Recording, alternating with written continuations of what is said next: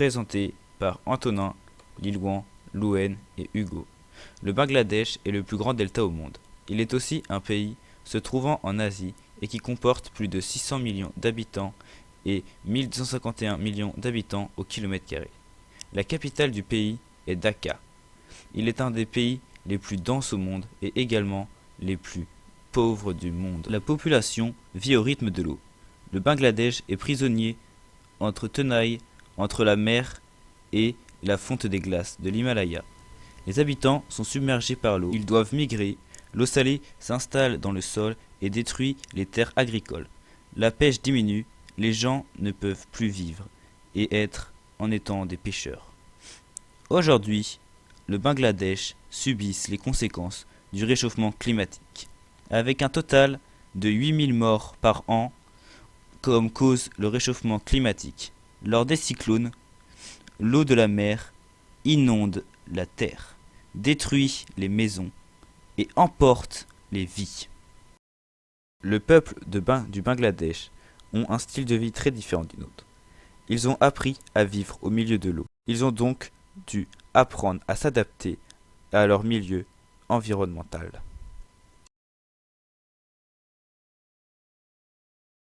Le gouvernement a construit plus de 2500 habitations sur la côte, surélevées, bâties en béton. Ils ont été construits dans le but de protéger les habitants lors de grands cyclones qui rasent plusieurs maisons et leurs habitants. Ils sont vraiment très dangereux. C'est pourquoi des bâtiments en béton sont nécessaires pour leur protection. Ils sont donc littéralement les seuls refuges en cas de catastrophe naturelle pour les habitants pour se protéger.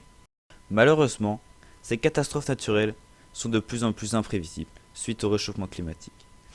Alors qu'à l'époque nous pouvons dire qu'elles arrivaient 3 fois tous les 2 ans ou quelque chose comme ça, maintenant elles sont toutes imprévisibles. Au Bangladesh, c'est maintenant un combat que les habitants mènent avec les moyens du bord contre le climat qui ne cesse de dégrader suite aux atrocités que cause le réchauffement climatique. Cependant, c'est malheureusement un combat qui est peine perdue, où le Bangladesh ne peut finalement rien faire de spécial.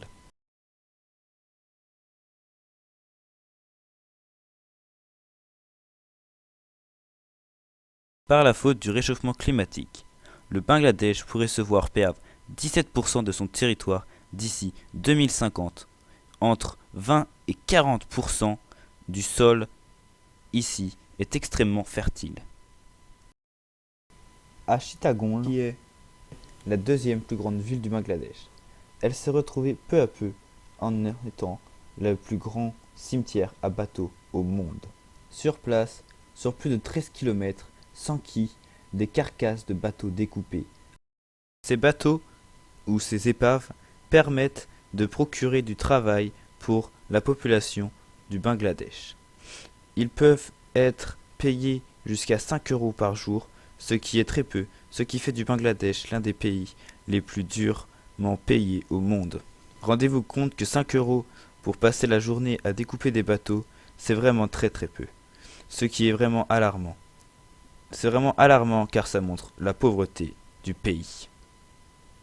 Pour préciser, ce métier est considéré comme l'un des plus durs au monde, étant donné que découper des carcasses de bateaux gigantesques ou découper des moteurs des plus grands au monde, c'est pas une chose simple, surtout dans les conditions dans lesquelles ils le font.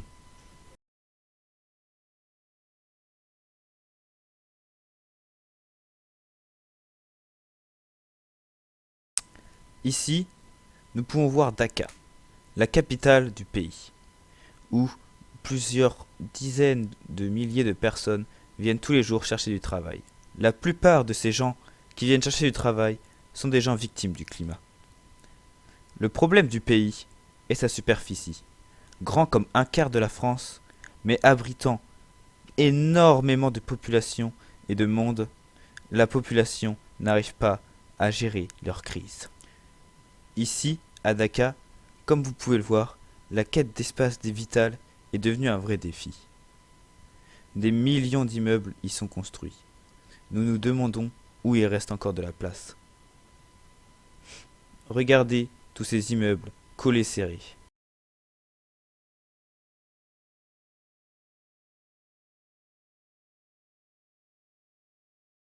Ici, nous pouvons voir que même sur les fleuves, les bateaux s'encroquevillent.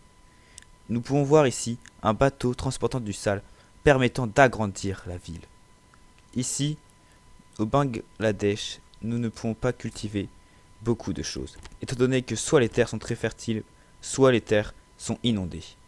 C'est pourquoi les Bangladesh cultivent particulièrement du riz, qui est une plante qui résiste à l'eau, mais aussi du chal. Depuis des générations, les Bangladeshis ont compté sur la mer pour se nourrir. Sur l'image, ici, ce ne sont pas du sable, mais bel et bien du riz mouillé.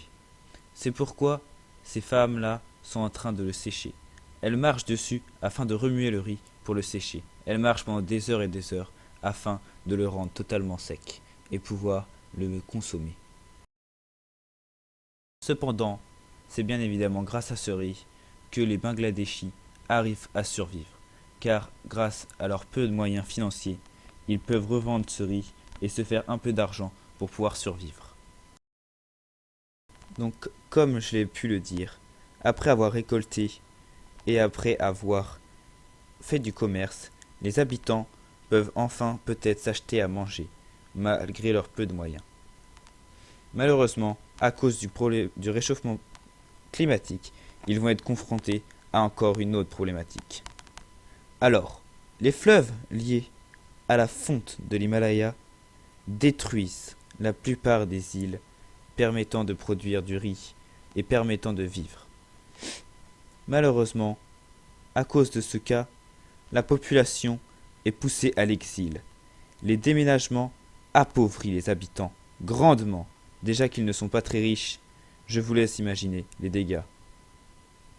Ici, nous pouvons les voir pêcher, car la pêche est aussi l'un des principaux points économiques du Bangladesh. Ils pêchent grâce à un filet qu'ils mettent dans l'eau et qu'ils relèvent. Le Bangladesh est donc un pays très pauvre qui est voué à une fin tragique, par la faute du réchauffement climatique et des différents incidents tels que des cyclones ravageant le territoire et ravageant le pays.